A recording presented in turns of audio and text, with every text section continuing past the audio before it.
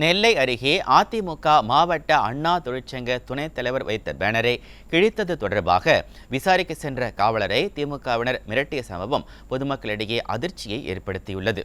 காவல் கிணறு பகுதியைச் சேர்ந்த பாலன் என்பவர் அண்ணா தொழிற்சங்க மாவட்ட துணைத் தலைவராக செயல்பட்டு வருகிறார். இவர் தனது சொந்த இடத்தில் கழக பொதுச்செயலாளர் படம் இடம்பெற்ற ஃப்ளெக்ஸ் பேனரை வைத்துள்ளார். அதனை திமுக பிரமுகர் ஜோன் ராஜ் உள்ளிட்டோர் சேர்ந்து கிழித்துள்ளனர். இதனையடுத்து பேனரை கிழித்த திமுக பிரமுகர் மீது நடவடிக்கை எடுக்க கோரி பணக்குடி காவல் நிலையத்தில் பாலன் புகார் அளித்துள்ளார். அதன் பேரில் காவலர் ஒருவர் காவல் கிணறு பகுதிக்கு விசாரணைக்காக சென்றிருக்கிறார்.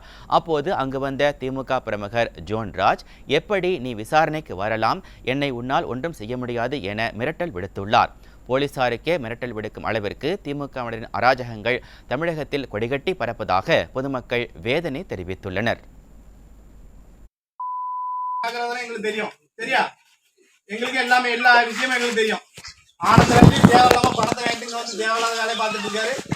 இல்ல அது எங்களுக்கு தெரியும் சார், நாங்க பேசிக்கிறோம். ஓகேவா சார்? பாருங்க, நீங்க சந்தோஷமா போங்க, காலைல பேசுவாங்க, யார் பேசணுமோ பேசுவாங்க. ஓகேவா?